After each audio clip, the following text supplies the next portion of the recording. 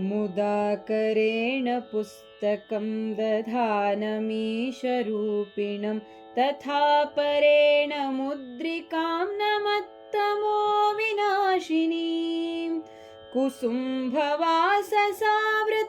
विभूतिभासि फालकं नताघनाशने रतं नमामि शङ्करं गुरुम् पराशरात्मजप्रियं पवित्रितक्षमातलं पुराणसारवेदिनं सनन्दनादिसेवितं प्रसन्नवक्त्रपङ्कजं प्रपन्नलोकरक्षकं प्रकाशिताद्वितीयतत्त्वमाश्रयामि देशिकम् सुधांशुशेखरार्चकं सुधीन्द्रसेव्यपादुकं सुतादिमोहनाशकं सुशान्तिदान्तिदायकं समस्तवेदपारगं सहस्रसूर्यभासुरं समाहिताखिलेन्द्रियं सदा भजामि शङ्करम् यमीन्द्रचक्रवर्तिनं यमादियोगवेदिनं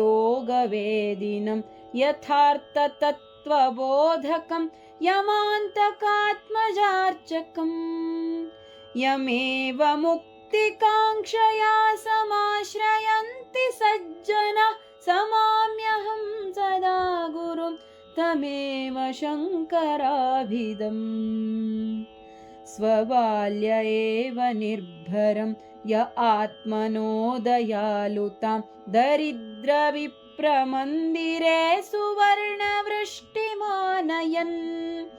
प्रदर्श्य विस्मयाम्बुधौ न्यमज्जयत् समाजनान् स एव शङ्करः सदा जगद्गुरुर्गतिर्मम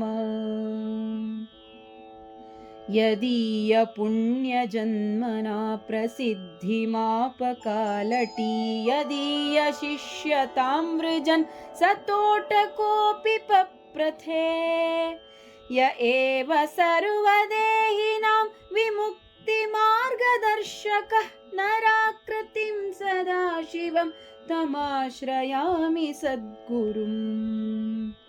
सनातनस्य वर्त्मनः सदैव पालनाय य चतुर्दिशासु सन्मठान् चकारलोकविश्रुतान् विभाण्डकात्मजाश्रमादिषु स्थलेषु पावनान् तमेव लोकशङ्करं नमामि शङ्करं गुरुम् यदीयहस्तवारिजातसुप्रतिष्ठिता सती प्रसिद्धशृङ्गभूधरे सदा प्रशान्तिभासुरे स्वभक्तपालनव्रता विराजते हि शारदा स शङ्करः कृपानिधि करोतु मामनेन सम् इमं स्तवं जगद्गुरोर्गुणानुवर्णनात्मकं समादरेण यः पठेदनन्यभक्तिसंयुतः समाप्नुयात् समीहितं मनोरथं नरोचिराद्दयानिधे स शङ्करस्य सद्गुरोः प्रसादतः दयानिधे स शङ्करस्य सद्गुरोः प्रसादतः दयानिधे स शङ्करस्य सद्गुरोः प्रसादतः।